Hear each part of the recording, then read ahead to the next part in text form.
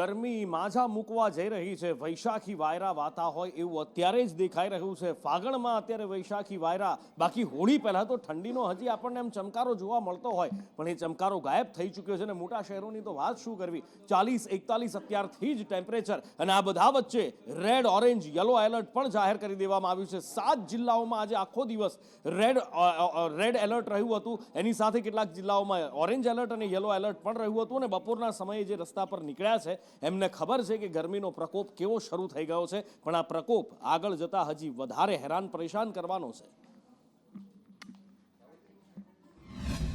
अगले 2 दिन तक जो उच्चतम तापमान में हम लोग हीट वेव वार्निंग दिए हैं।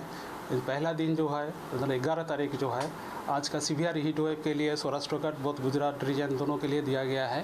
और जो डे 2 में मतलब 12 तारीख के लिए 12 मार्च को उसमें हीट वेव वार्निंग दिया गया है दोनों रीजन के लिए।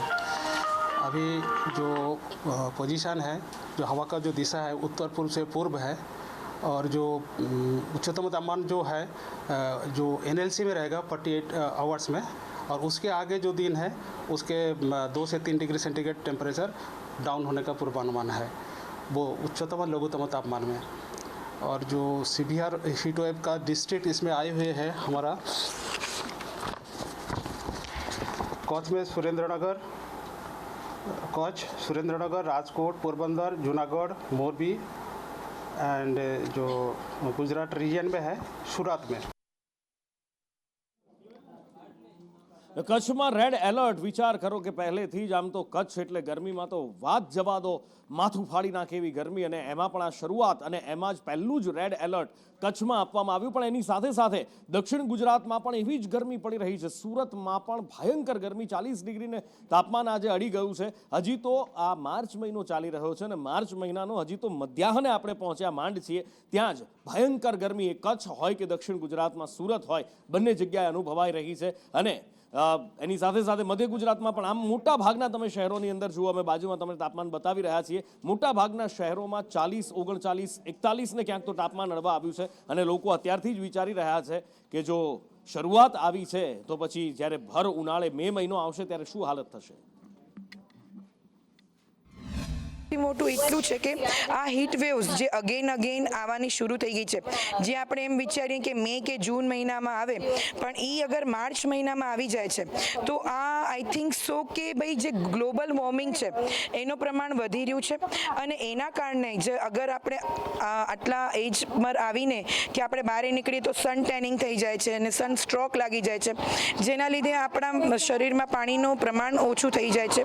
તો આપણે ફર્સ્ટ ઓફ ઓલ પાણીનો ઇન્ટેક વધુ કરીએ છીએ। હવે દર વર્ષે કચ્છમાં 1-2 ડિગ્રી વધારો થતો જાય છે, અને વધુને વધુ પાણી પીવું જોઈએ, નારિયેળ પાણી પીવું જોઈએ, લીંબુ પાણી પીવું જોઈએ।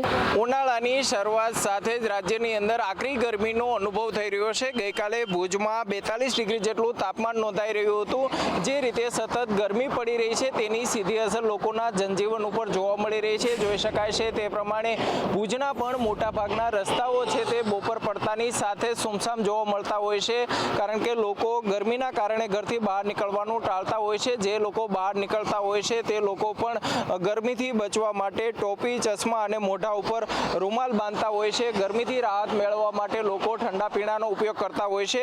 હવામાન વિભાગ દ્વારા ગરમીનું રેડ એલર્ટ જાહેર કરવામાં આવ્યું છે। હજુ પણ રાજ્યમાં આકરી ગરમીનો અનુભવ થશે, એટલે કે કચ્છના લોકોને હજુ પણ કાળઝાળ ગરમીનો સામનો કરવા માટે તૈયાર રહેવું પડશે। અલ્પેશ ગોસ્વામી, સંદેશ ન્યૂઝ, ભુજ। સુરત મહાનગરપાલિકા દ્વારા તમામ શહેરીજનોને અપીલ કરવામાં આવે છે કે જો અનિવાર્ય સંજોગો ના હોય તો બપોરના સમયે 12 થી 4 દરમિયાન નીકળવાનું ટાળવું જોઈએ। જો અનિવાર્ય સંજોગોમાં નીકળવું જ પડે એવું હોય તો સાથે પાણી અને લીંબુ શરબતની સાથે લઈને નીકળવું, જેથી સમયાંતરે આપ પાણી પી શકો અને પોતાના જે બોડી છે એનો હાઇડ્રેશન મેન્ટેન રાખી શકો।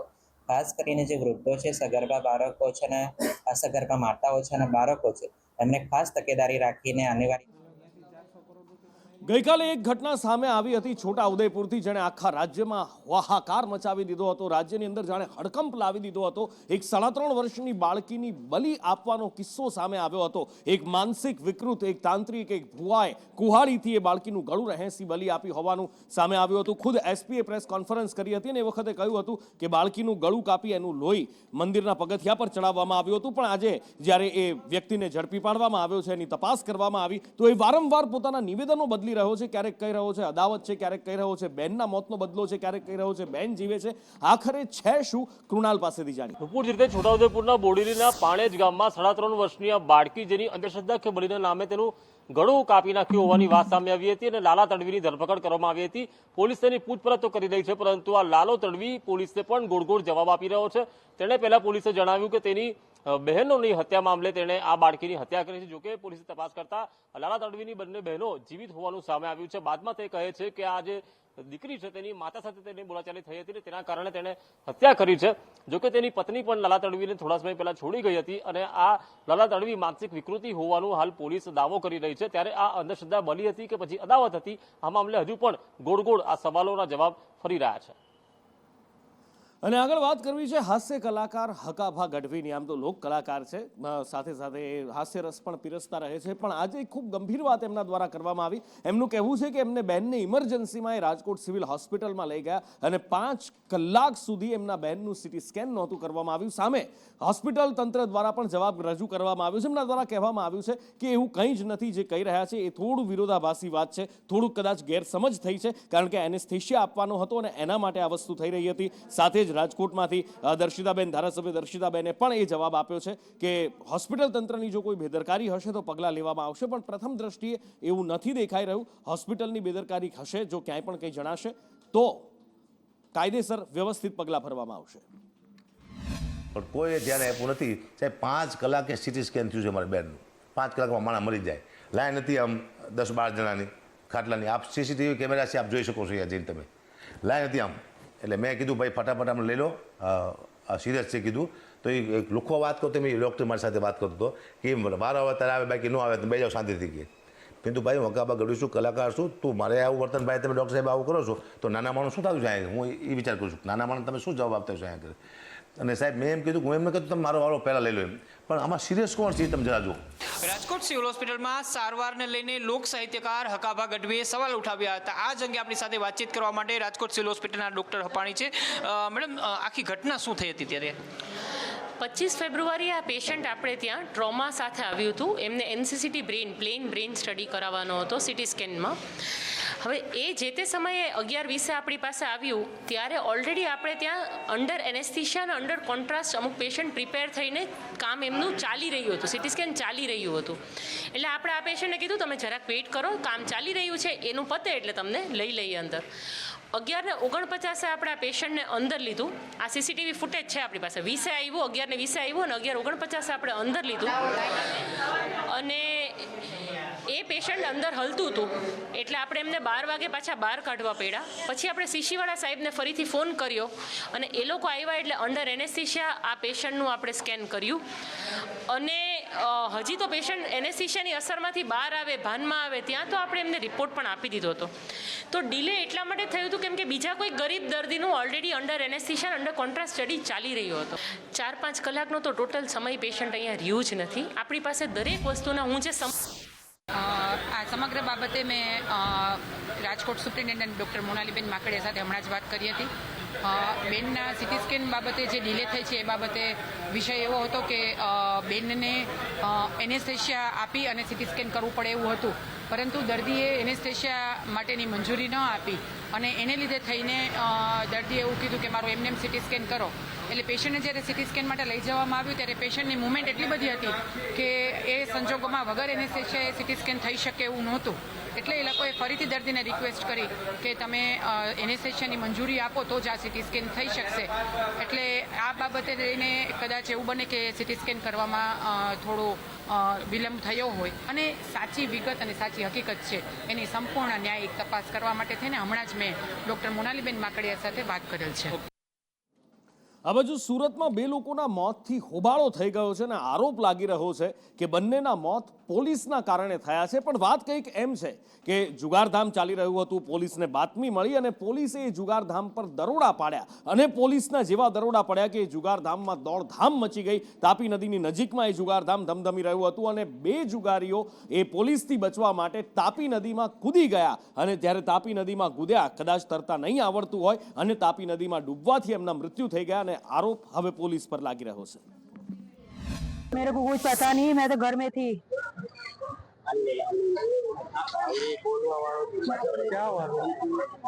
कुछ नहीं पता है मेरे को, कुछ पता ही नहीं है क्या है. बस ये नीचे वाले आए. उनका नाम क्या है? मेरे हस्बैंड का नाम अमीन, होटल वाला.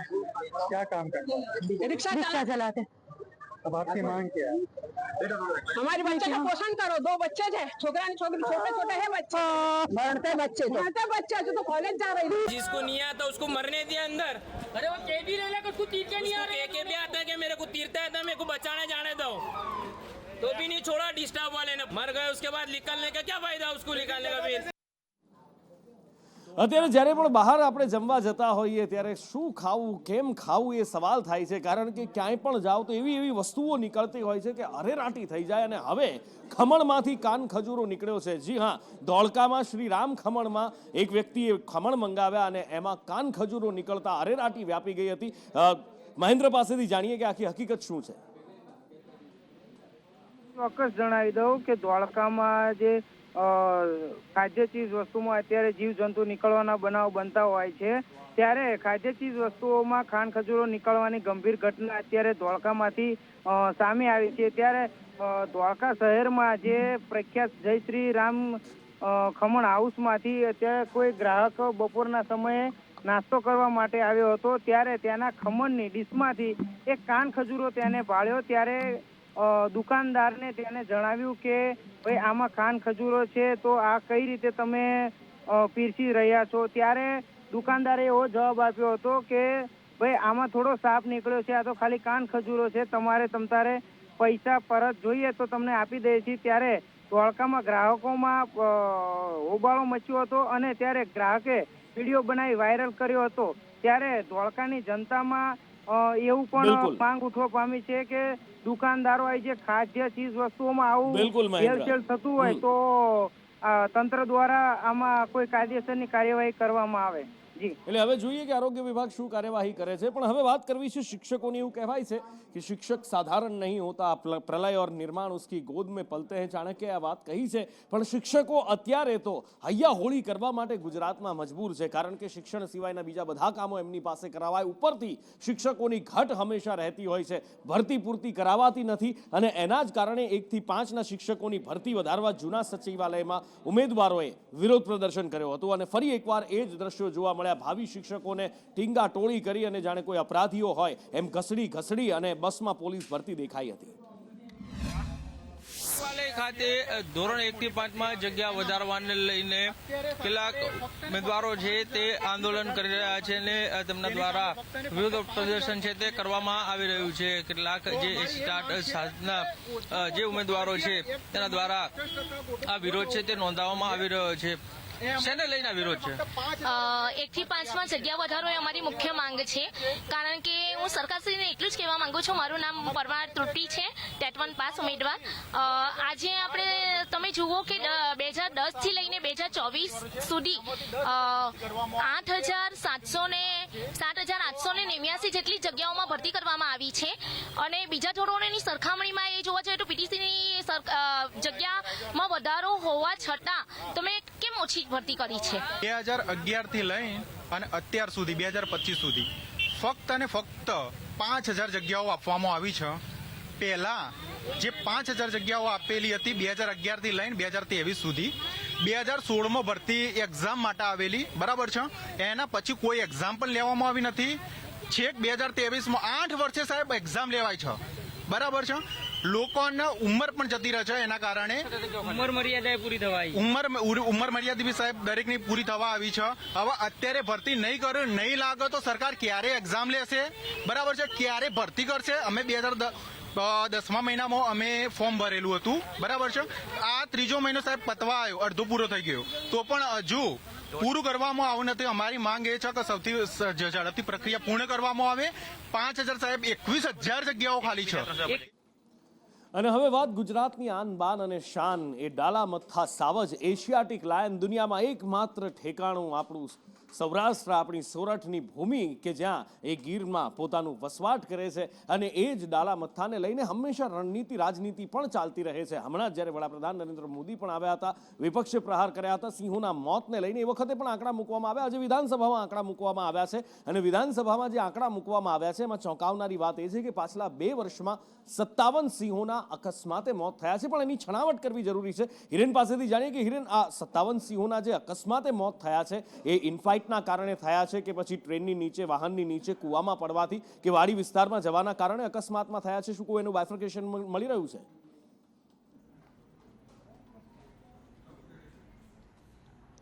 જો પ્રોજેક્ટ લાયન અને સિંહ સંવર્ધનના કરોડો રૂપિયાનો ખર્ચો છતાં દર વર્ષે 2 વર્ષે આ પ્રકારે 300થી 250 જેટલા સિંહો અને સિંહ બાળના મૃત્યુ છે તે થાય છે. એ પ્રકારના આંકડા વિધાનસભા ગૃહમાં સરકાર સત્તાવાર રીતે સ્વીકારે છે. છેલ્લા 2 વર્ષમાં પણ આ જ પ્રકારે લગભગ 285 જેટલા સિંહોના મૃત્યુ થયા છે. આ 285 પૈકી 57 સિંહોના મૃત્યુ એવા છે કે જે કુદરતી રીતે નથી થયેલા, એટલે કે એમાં ક્યાંક અકસ્માત છે, ક્યાંક ટ્રેન સાથે અથડાવાના કારણે, ક્યાંક ઇનફાઇટના કારણે, અથવા તો ક્યાંક જે ખુલ્લા કૂવાઓ છે એ ખુલ્લા કૂવાઓમાં પડવાના કારણે મૃત્યુ થયા છે. એમ થઈને કુલ 57 છે અને બાકીના 228 સિંહોના મૃત્યુ છે એ કુદરતી દ્રષ્ટિએ છે. પણ કુદરતી દ્રષ્ટિએના કારણે પણ એમાં પણ ક્યાંક બીમારી અથવા તો અન્ય કારણો એની અંદર આવરી લેવામાં આવે છે. પ્રોજેક્ટ લાયન અંતર્ગત આ સિંહોના મૃત્યુ જે છે એનો મૃત્યુદર ઘટાડી શકાય.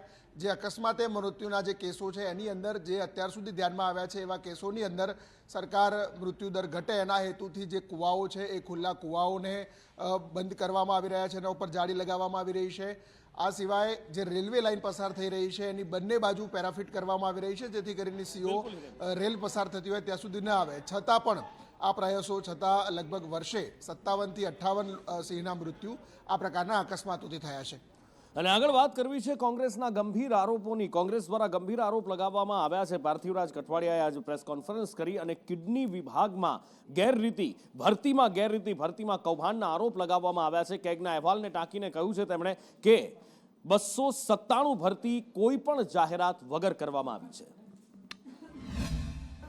4 થી લઈ અને 2023 સુધીમાં 297 ભરતીઓ,